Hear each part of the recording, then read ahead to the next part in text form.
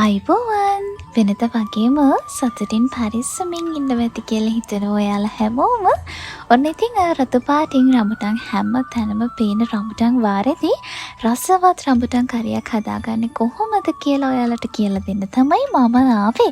අපි බලමු කොහොමද මේක හදාගන්නේ කියලා. ඉතින් අද අපිට ඕනි වෙනවා මෙන්න මේ වගේ රඹුටන් මේ වගේ ප්‍රමාණයක් තිබුණාම ඇති. අපි බලමු කොහොමද මේක හදාගන්නේ කියලා. එන්නකෝ. අද අපි මෙතනට අරගෙන තියෙනවා රඹුටන් ග්‍රෑම් 350ක් 400ක් වගේ අතර ප්‍රමාණයක්. ඔන්න දැන් අපි රඹුටන් වල මද ඉවත් කරගෙන තමයි හදන්නේ. ඇත්තටම කියන්න ඕනේ රඹුටන් මේ තරම් ඉදෙන්න අවශ්‍ය නැහැ. ඒ වගේම මේ තරම් පැණි රස වෙන්න අවශ්‍යත් නැහැ.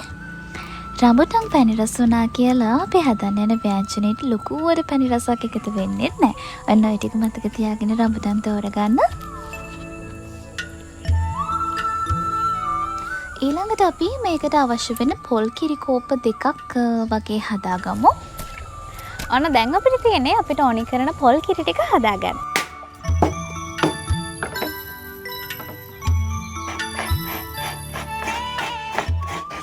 රඹුටන් වලට අකමැති කවුරුත් නැහැ නේද? ඉතින් මං හිතනවා මේකත් ඔයගොල්ලන්ට හරිම රසවත් කාරියක් වෙයි කියලා. ඒත් එක්කම අද අපිට ඕනි වෙනවා මේ වගේ ලොකු ලුණු ගෙඩියක්.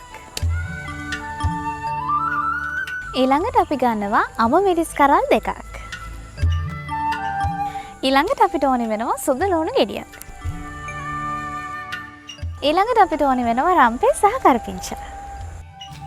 හරි. ඔන්න දැන් අපි හදන්නේ මේ ටික සුද්ධ කරගෙන හොදලා හීනියට කපා ගන්න.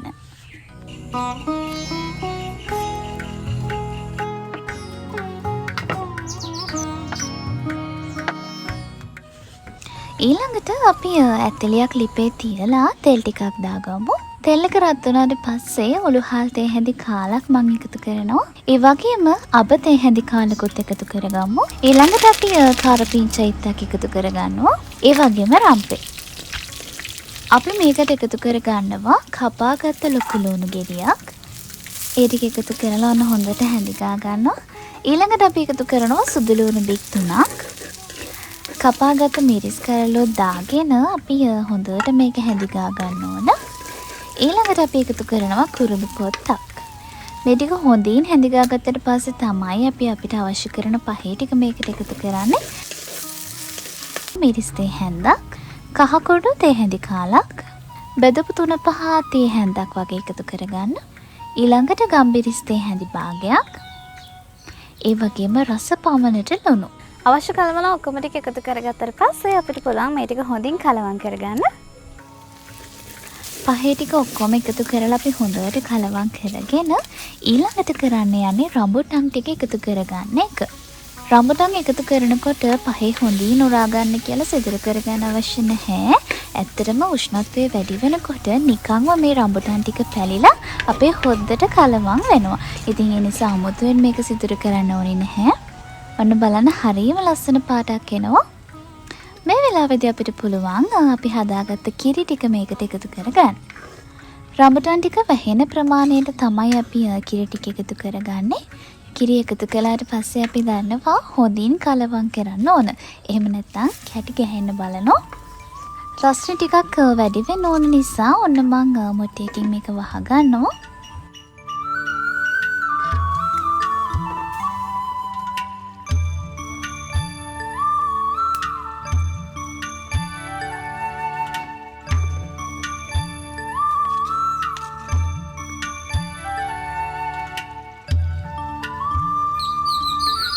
හෙමින් හොද්ද හිඳෙන විදිහ බලන්න හරිම ලස්සනයි හරිම සුවඳයි.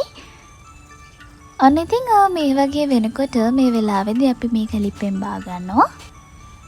ඔයාලටත් පුළුවන් රඹුටන් අඩු නැතුව තියෙන මේ රඹුටන් වාරේදී මේ වගේ ව්‍යංජනයක් හදලා බලලා රස කොහොමද කියලා අපිට එවන්න. අපිත් එක්ක එකතු වෙන්න පුළුවන් ඔයගලන්ට WhatsApp, Facebook, Instagram, විශේෂයෙන්ම TikTok හරහා. හැබැයි ඉතින් අපි වීඩියෝස් මුලින්ම අප්ලෝඩ් කරන්නේ YouTube එකට.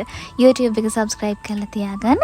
ඒ මගින් ඔයගලන්ට පුළුවන් අපි වීඩියෝ එකක් දාපු ගමන්ම මොනවද අපි මේ අලුතෙන් හදලා තියෙන්නේ කියලා බලන්න.